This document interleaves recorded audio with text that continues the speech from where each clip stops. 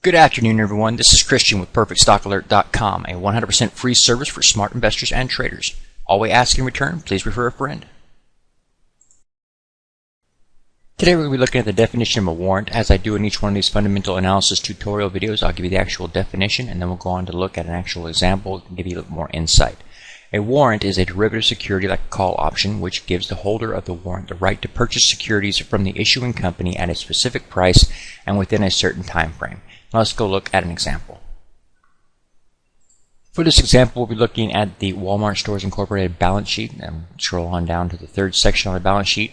Under the stockholders' equity, you will find down below that miscellaneous stocks, options, and warrants. This, of course, anytime you've got multiple items under a heading here, you're going to want to look at the actual company's income statement, the actual 10K, 10Q, or the annual report. That will actually give you a little more insight into what the actual number over here is representing, because you don't know just looking at this whether this is talking about warrants or options or miscellaneous stocks. So it would be important in those cases to actually go dig into the company and see what's going on. To give you kind of some insight here into what we're looking at on this section on the shareholders' equity, there's three ways that you can obtain equity in a company. You can either purchase it with cash, and like for example, you may be a common stockholder, so you went out and you bought the stock with cash. Another method would be to perhaps swap non-cash assets like real estate or equipment or something like that in exchange for equity into the company. And then the third way would be through the process of exchanging the service for the actual stock that you might be getting. And we see that a lot of times in cases where you have employees getting stock options, so that they're basically working, and those services, part of the package that they get for that would be stock options. That's quite common right now. The main thing right now when you're looking at miscellaneous stocks, you want to look into it. This could be multiple different things. In this case, you may be looking at a situation where you've got convertible preferred shares, maybe preferred shares that could be converted into common stock, something like that. When you're talking about options, of course, options can be written by anybody. You and I could write options on any company we'd like. But in the case of options that are written by the company, they're in the form of stock options. At some point down the road, the employee would theoretically be able to obtain equity in the company through those. And warrants are much like options. There's a few differences, and the number one being that warrants can only be issued from the company itself, as opposed to you and I being able to write options. We can't write warrants. Only the company can do that. Another thing to think about when you ever think about warrants is that options typically expire within months, and warrants can expire in years. So it could be 10 years, 15 years, something like that. So there could be a great deal more time on play there.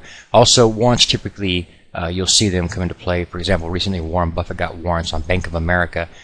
Whenever a company is going to try to raise money through bonds or something like that, they can add warrants to it to try to sweeten the pot, make it a little bit more enticing for investors, and sometimes that's what's going on. So again, you're going to want to go look at the company's actual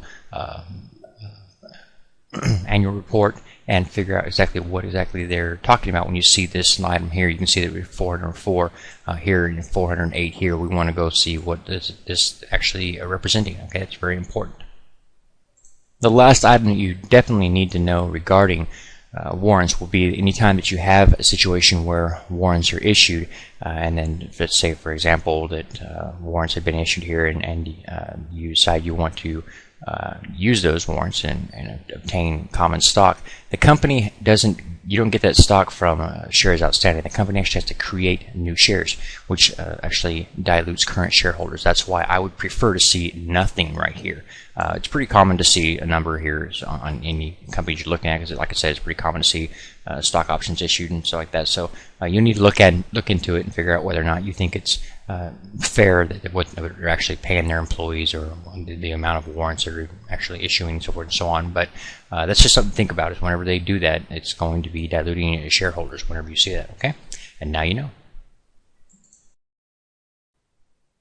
Please take a moment to review our disclaimer. The information provided herein is our opinion only. Under no circumstances do any statements here represent a recommendation to buy or sell securities or make any kind of an investment. You are responsible for your own due diligence. To summarize, we do not provide investment advice, nor do we make any claims or promises that any information here will lead to a profit, loss, or any other result. These videos are for educational purposes only.